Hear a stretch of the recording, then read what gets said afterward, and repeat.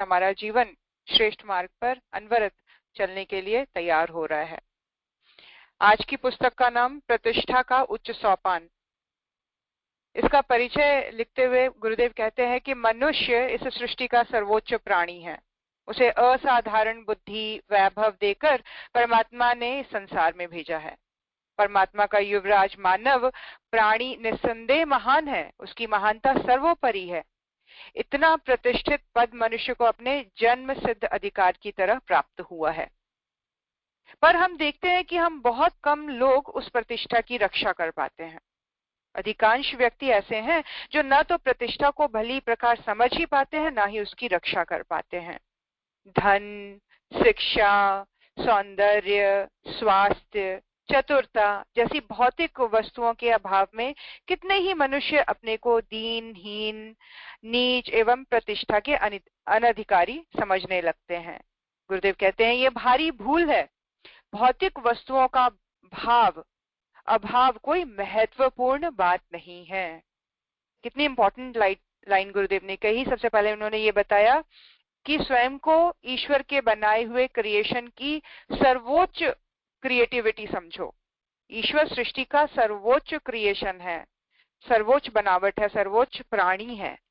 और गुरुदेव कहते हैं कि इस चीज की रियलाइजेशन बहुत कम लोगों को होती है। बहुत कम लोग इस चीज को रियलाइज कर पाते हैं कि ह्यूमन लाइफ अपने आप में कितनी बड़ी अपॉर्चुनिटी है। गुरुदेव कहते हैं कई लोग के जीवन में अगर धन का अभाव हो जाता है, स्वास्थ्य का अभाव हो जाता है, शिक्षा या सौंदर्य, चतुरता जैसी भौतिक वस्तुओं का अभाव हो जाता है, तो वो अपने आप को दीनहीन समझने लग जाते हैं। क्या कह रहे हैं गुरुदेव कि ये भारी भूल है। ऐसा सोचना is a very very wrong emotion. भारी भूल है, ये रॉन्ग स्टेटमेंट हम अपने आप को देते हैं, ये गलती करते हैं बार बार ऐसा सोच के। और गुरुदेव कह रहे हैं भौतिक वस्तुओं का अभाव कोई महत्वपूर्ण बात नहीं होती है। भौतिक वस्तुओं के लिए भाव रखना, इच्छा रखना और उसका जीवन में अभाव यदि बना हुआ है तो इसको बहुत इंपॉर्टेंस नहीं दें। यानी कि जो नहीं वाला ब्रैकेट है उसको, उस चीज की एक हद तक रियलाइजेशन तो होनी चाहिए, क्योंकि उसकी बिल्कुल रियलाइजेशन नहीं होगी तो हम अपने आप को आगे नहीं बढ़ाएंगे, अपने आप को स्किल से नहीं ऐड करेंगे, अपने आप को लर्निंग प्रोसेस से नहीं ऐड करेंगे। तो उसका एक हद तक एक जिसको बोलते हैं कॉन्शियस एफर्ट करना चाहिए। बट गुरुदेव कह रहे हैं कि ये बहुत महत्वपूर्ण नहीं है। ये भाव अभाव की जो बातें हम जिंदगी में लेके चलते हैं ये महत्वपूर्ण नहीं है। गुरुदेव कह रहे हैं आत्मा के जो आध्यात्मिक गुण है वही वास्तव में प्रतिष्ठा की वस्तु है।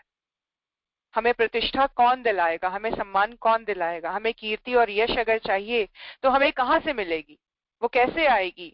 जो एक हमेशा ही बनी रहे, जो कभी धूल धूसरित ना हो, जो कभी मिटे ना, जो कभी जिसका स्वरूप ना बदले, ऐसी प्रतिष्ठा कैसे मिले? तो गुरुदेव कह रहे हैं आत्मा के गुणों का विस्तार। आत्मा में वो आध्यात्मिक गुण है जो हमें वास्तविक प्रतिष्ठा से जोड़ते हैं।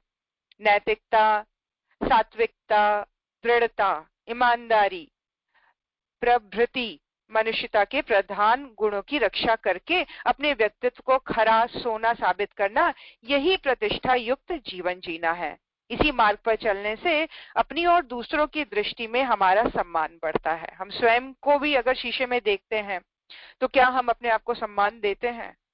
बहुत ही इंटरनल और डीप लेवल पर ये क्वेश्चन गुरुदेव पूछ रहे हैं कि हम अपनी नजरों में भी सम्माननीय बने, और उसके लिए जो क्वालिटीज होनी चाहिए हम सबके अंदर, उसमें नैतिकता है, उसमें आप ऑथेंटिसिटी से अपने आप को जोड़िए। आपके साथ काम करने वालों को पता हो कि आप पूरी तरह से ईमानदार हैं, आपके साथ चीजों में कभी कोई बेईमानी, कभी कम ज्यादा नहीं होगा, है ना? आपके अंदर एक दृढ़ता है, एक चीजों को कंटिन्यूअस लेके चलने की क्षमता है ना? आप एक सात्विक भावनात्मक तरीके से चीजों को लेकर आगे बढ़ते हैं अपने जीवन में और बाहर भी। तो गुरुदेव कह रहे हैं इस तरह से हम अपनी दृष्टि में भी अपना सम्मान बढ़ाते हैं और अन्यों की दृष्टि में भी हमारा सम्मान बढ़ता है। इस सम्मान को प्राप्त करने का मार्ग इस पुस्तक में दिया गया है। ये पुस्तक हमें बताएगी कि किस तरह से हमें आत्मसम्मान को बढ़ाना है, और आत्मसम्मान होता क्या है, और उसकी रक्षा हमें कैसे करनी चाहिए, और उसको ईगो से हम कैसे सेपरेट करके चलें, है ना, ताकि हमारा आध्यात्मिक उन्नति भी साथ साथ होता चला जाए। बहुत ही सुंदर पुस्तक है, बड़े ध्यान पूर्वक सुनेंगे, बहुत इंटरेस्टिंग है। और आप सभी को मैं स्वाध्याय शुरू करने से पहले एक छोटा सा अनाउंसमेंट कर दे रही हूँ।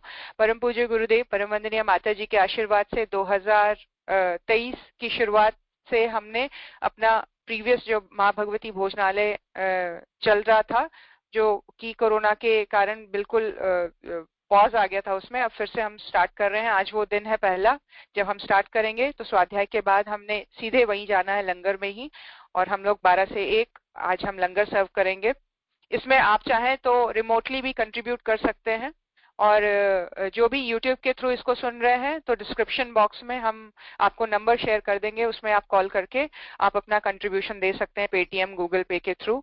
और ये बहुत ही सुंदर कार्य गुरुदेव की दया से, उनकी शक्ति के द्वारा आज से शुरू होगा। इसीलिए ये स्वाध्याय का जो टाइम है थर्सडे का, ये हम थोड़ा शॉर्ट कर रहे हैं ताकि हमारे पास टाइम रहे लंगर को स्टार्ट करने का। तो हम 11:40 मैक्सिमम 45 तक इसको रैप अप कर देंगे। बड़े ध्यानपूर्वक सुने, आधे घंटे ही पढ़ूंगी इसको मैं आज। गुरुदेव कह रहे हैं पहला पाठ जो आत्मसम्मान प्राप्त करना चाहते हैं उनके लिए, पहला जो लेसन है वो क्या है? आत्मसम्मान प्राप्त कीजिए, इज्जतदार जीवन बिताइए। बड़े ध्यान से सुने, बहुत इंटरेस्टिंग तरीके से शुरुआत कर रहे हैं। गुरुदेव कह रहे हैं तुम कुत्ते हो, ऐसा कड़वा वचन यदि कोई कहे तो जिससे कहा गया है वह लड़ने और मारने को तैयार हो जाता है। इसे अपनी बेइज्जती समझेगा और बदला लेने पर तुल जाएगा। किसी को कुत्ता कहना भारतीय विचारधारा के अनुसार एक गाली है जिसे कोई स्वाभिमानी सहन नहीं कर सकता। क्या आपने कभी विचार किया है कि एक सीधे साधे निर्दोष जानवर की उपमा दे देने से इतनी चिढ़ क्यों मच जाती है? कुत्ते को तो वैसे हम खास कोई बुराई नहीं देखते, जो रूखा सूखा मिलता है उसे उसी संतोष में वो खा लेता है। रात भर जागकर वो कड़ी मेहनत और चौकीदारी करता है, किसी को सताता भी नहीं, मालिक से मोहब्बत करता है। इतने गुण होने के कारण ही लोग उसी खुशी से अपने घर में पालते पोसते हैं। यदि अवगुण अधिक होते तो कोई उसे अपने पास क्यों खड़े होने देता?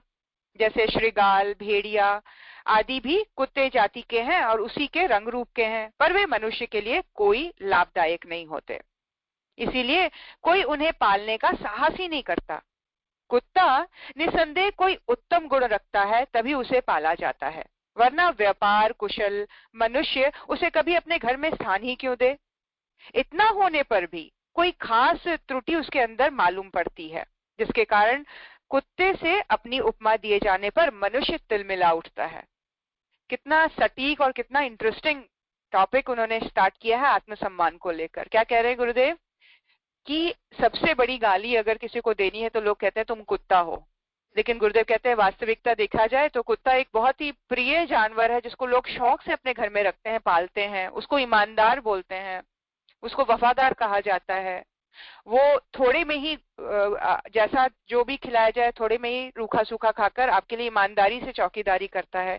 ये सारे गुण होते हुए भी गाली के रूप में उसको क्यों प्रयुक्त किया जाता है? ये बड़ा ही कंट्रास्ट में ये क्वेश्चन उठ रहा है। तो गुरुदेव कहते हैं और भी तो जानवर हैं, लोग और जानवर की उपमा दे के गाली दे सकता है, तू भेड़िया है, तू गधा है, लेकिन कुत्ता जो है वो बिल्कुल ही तिलमिला देने वाला एक गाली के रूप में प्रयुक्त होता है। गुरुदेव कहते हैं जिनके कारण इतना होने पर भी कोई खास त्रुटि उसके अंदर नहीं मालूम पड़ती और कुत्ते से अपनी उपमा दिए जाने पर मनुष्य तिलमिला उठता है। घोड़ा, हाथी, शेर, गाय, हिरण, खरगोश आदि भी जानवर हैं, उसी पशु जाति के हैं जिस जाति का कुत्ता है। किसी को घोड़ा, हाथी, शेर, गाय, हिरण, खरगोश की उपमा दी जाए तो वो उसे मनोरंजन समझकर हंस देगा, टाल देगा, परंतु कुत्ता कहे जाने पर वो आग बबूला हो जाता है। जिस दोष के कारण कुत्ते को इतना नीच समझा जाता है कि वह उसकी तुलना अपने आप से गाली की तरह प्रतीत होता है, वह है आत्मसम्मान का अभाव। देखिए ये बहुत बहुत ही इंपॉर्टेंट लाइन गुरुदेव ने कही कि जिस कारण से कुत्ते शब्द को गाली के रूप में प्रयुक्त किया जाता है। किसी को खरगोश बोल देंगे, किसी को चूहा बोल देंगे, किसी को हाथी बोल देंगे, हिरन बोल देंगे, तो उसको गुस्सा नहीं आएगा। लेकिन कुत्ता कहने पर उसके अंदर तिलमिलाहट इसीलिए उठ जाती है क्योंकि कुत्ते में एक कमजोरी है, कुत्ते में एक दयनीय स्थिति वाली बात है, और वो है क्या कि वो अपना आत्म सम्मान नहीं रखता है, उसको उसके अंदर सेल्फ रिस्पेक्ट का अभाव है। कुत्ता रोटी के टुकड़े के लिए दुम हिलाता है, मालिक के पैर चाटता है, हजारों बार अपमानित होने पर भी कुछ नहीं करता। मनुष्य की अंतरात्मा कहती है कि बेइज्जती सहन करना सबसे बड़ा असहाय आघात है, उसे कुत्ता सहन कर लेता है, मनुष्य नहीं करता। कहते हैं कि तलवार का घाव भर जाता है पर अपमान का घाव कभी नहीं भरता। अपमान होने को की अपेक्षा लोग प्राण दे देना अच्छा समझते हैं। ठोकर खाकर सांप जैसा नाचीज कीड़ा बदला लेता है, चींटी जैसी तुच्छ हस्ती काट खाती है। मनुष्य भी स्वाभिमान की रक्षा के लिए सर्वस्व की बाजी लगा देता है। अपमानित करने वाले को नीचा दिखाने के लिए विवाद करता है, मुकदमा लड़ता है, लाठी चलाता है, खून बहाता है, और जो कुछ उसे संभव हो वो सब कुछ करता है। किस चीज के लिए? अपनी सेल्फ रिस्पेक्ट को मेंटेन रखने के लिए खून भी बहाता है। मानव प्रकृति सब कुछ सहन कर लेगी पर अपमान और बेइज्जती का घूंट उसके गले के नीचे नहीं उतरता। मनुष्य इज्जतदार प्राणी है। बेइज्जत होना उसके आध्यात्मिक अधिकार पर कुठाराघात है। जिस रुपए, पैसे, घर, जमीन, जायदाद पर अपना अधिकार है, उसे छिनाए जाने पर मनुष्य शक्ति भर विरोध करता है। आत्मा का मूलभूत अधिकार सम्मान है। मछली स्वच्छ पानी में जीना चाहती है, धुएं में हमारा दम घुटता है और हम उस स्थान में रहना पसंद नहीं करते। हमारा अंतःकरण अपमानजनक स्थिति को सहन करने के लिए कदापि प्रस्तुत नहीं होता। जिन्होंने अपने अंतःकरण को कुचल कर मृत प्राय बना दिया है, नित्य पद दलित करके अंधा, गूंगा, बहरा बना लिया है, उनकी बात हम नहीं करते। शेष वे लोग हैं जिनमें जरा सा भी मनुष्यत्व बाकी है, तो वो बेइज्जत होना पसंद नहीं करेंगे। वो अप्रिय स्थिति का जितना विरोध हो सके, बच सकने का जितना प्रयत्न कर सकते करेंगे। यही कारण है कि मनुष्य कुत्ते से अपनी तुलना करना पसंद नहीं करता। इसीलिए आज गुरुदेव कह रहे हैं कि कुत्ते शब्द को गाली माना जाता है, क्योंकि वो आत्म सम्मान के अभाव में भी आराम से जीवन को व्यतीत करता है, जो कि मनुष्य के बस की बात नहीं है। इसीलिए कुत्ते वाले लेवल पर आने को वो बिल्कुल ही मरणासन या तिलमिला जाने वाला भाव उसके अंदर जाग जाता है, क्योंकि उसके लिए सबसे बड़ी चीज है अपनी सेल्फ रिस्पेक्ट, अपना आत्मसम्मान, जो कि कुत्ता जो है वो इस चीज में अपने आप को एडजस्ट कर लेता है। वो मार खा के भी, वो इंसल्ट सह के भी वो बार बार उसी मालिक के पास आता है, क्योंकि वो बहुत ही छोटी रिक्वायरमेंट के लिए अपने सेल्फ रिस्पेक्ट को खोता है। गुरुदेव आगे बताते हैं, किसी में चाहे कितने ही गुण क्यों ना हो, परंतु यदि वह सम्मान की रक्षा नहीं करता तो घृणित, नीच, पतित और अधम ही समझा जाता है। इस सच्चाई को मनुष्य माँ के गर्भ में सीख कर आता है ना। हम सेल्फ रिस्पेक्ट किसी को क्या सिखाने की जरूरत पड़ती है? ये ऑटोमेटिकली हम जैसे जैसे कॉन्शियसली अवेयर होते चले जाते हैं, ये चीज हमारे अंदर अपने आप डेवलप होती चली जाती है। गुरु के उपदेश, शास्त्र के आदेश को सुने बिना भी हर एक मनुष्य आत्म गौरव के सत्य सिद्धांत को से भली प्रकार परिचित है ना। आत्मसम्मान का ज्ञान लेने के लिए उसको किसी गुरु की आवश्यकता नहीं है, किसी लेक्चर को, किसी मोटिवेशनल स्पीकर को सुनने की जरूरत नहीं है।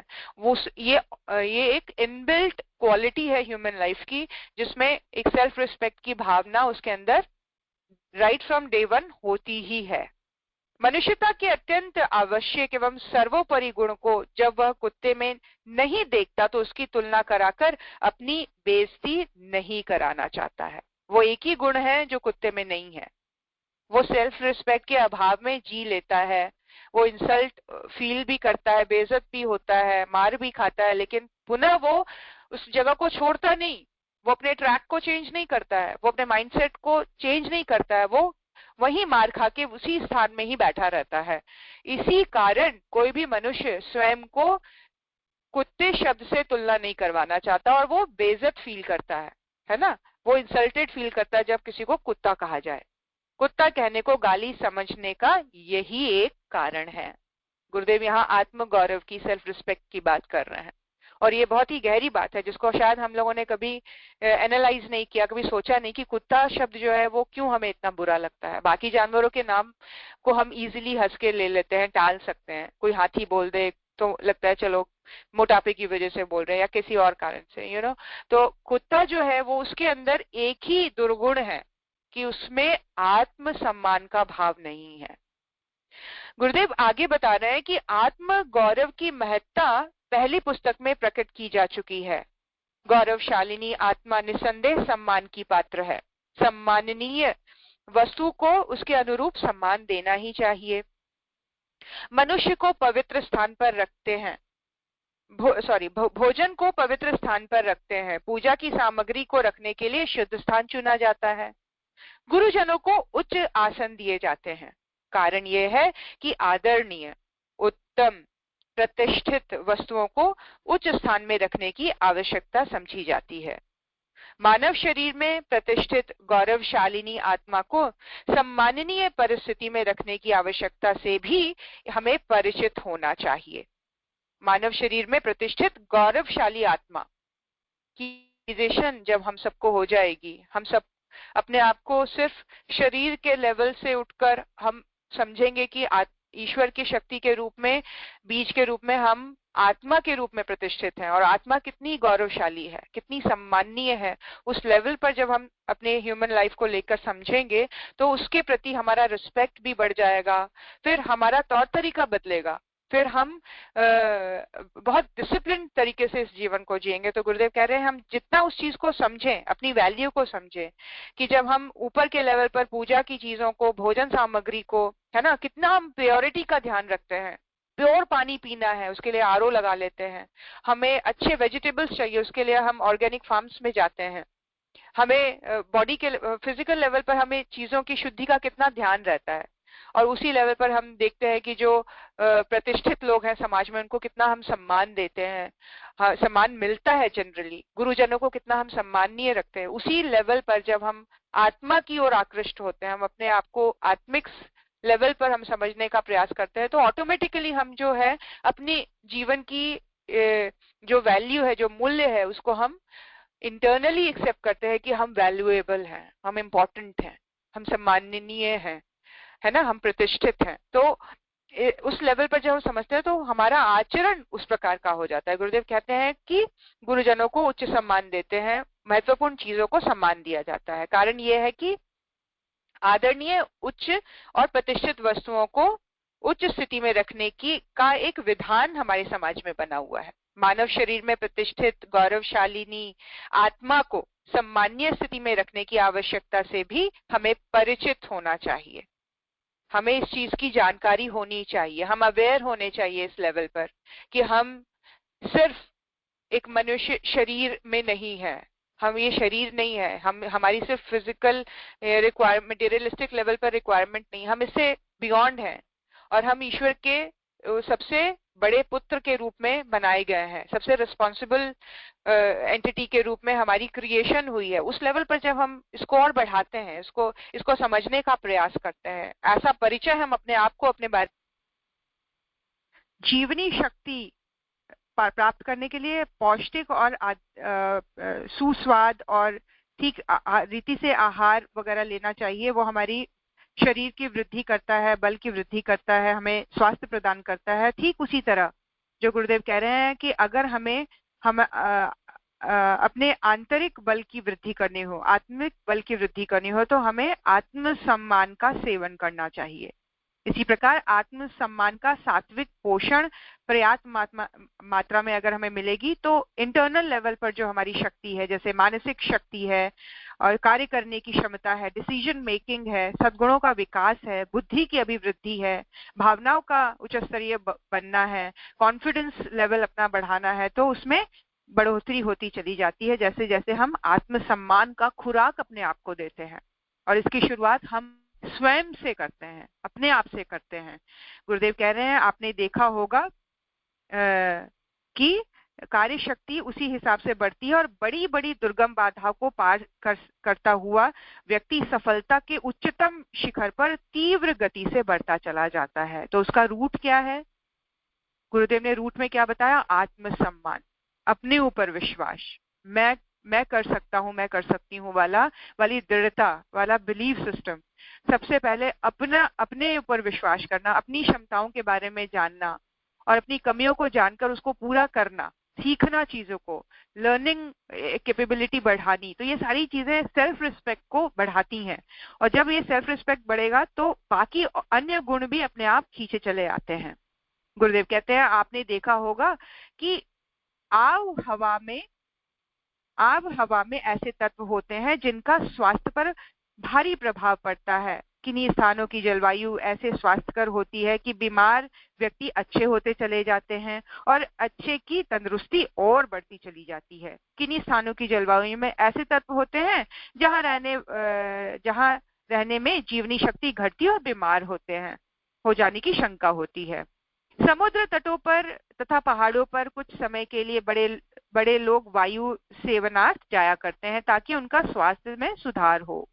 जहां नमी और सील रहती है वहां की तराइयों में अक्सर ज्वर, दस्त की बीमारियां फैली रहती हैं। एक पंजाबी और एक बंगाली को पास खड़ा करके यह स्पष्ट रूप से जाना जा सकता है कि जलवायु के अंतर का स्वास्थ्य पर क्या प्रभाव पड़ता है। ये बंगाली पंजाबी का जो गुरुदेव ने एग्जाम्पल दिया वो इसलिए दिया कि जलवायु का फर्क है ना। वेस्ट बंगाल में अगर आप देखें तो वहां पे ह्यूमिडिटी ज्यादा है ना, और पंजाब की तरफ जो है वो पहाड़ों वाला थोड़ा ऊंचाई और ठंडक वाला इलाका है जहां लोग खेती बाड़ी करते हैं, मैक्सिमम मतलब फिजिकल मेहनत करते हैं और हेल्दी और पुश दिखाई देते हैं। तो ये जलवायु के फर्क का अंतर देने के लिए गुरुदेव ने बोला है।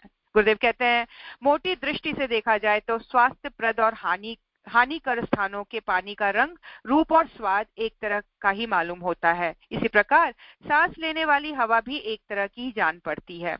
मामूली परीक्षा करने पर उस अंतर को नहीं जाना जा सकता। जवान से चखकर पानी का फर्क भी नहीं बताया जा सकता और ना ही नाक से सूंघकर हवा का अंतर बताया जा सकता है।